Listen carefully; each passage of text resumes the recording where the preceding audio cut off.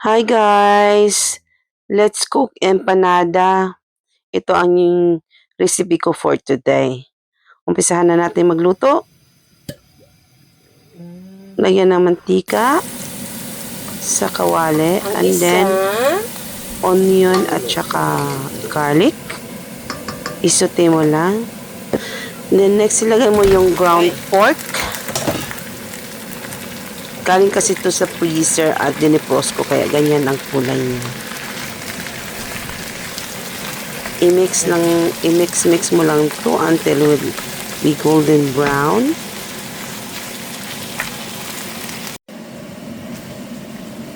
Yan na siya, oh. Ganyan lang hanggang lalabas na yung katas niya. Then maglagay ka na ng carrots, peas, and then soy sauce. Light soy sauce ang maganda dito. Then lagyan mo na siya ng oyster sauce. Timplahan mo na rin siya. Kasi ito ay palaman siya ng empanada.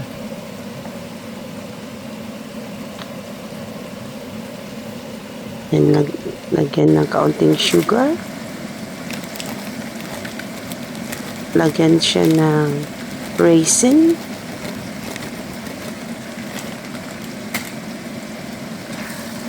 Kasi yung raisin ang magpapadala sa medyo yung empanada ay medyo manamis-namis siya kaunti. Then gumawa na ako ng dough. Pinasa ko na yung dough kanina pa. Then ito na siya. Chinap-chop ko na siya ng pa isa-isa. At nilalagay ko na yung peelings. Sakto lang na palaman ang ilagay mo para hindi siya mabasag yung dough mo. Yan na ang result na ginawa ko. Ready for cooking.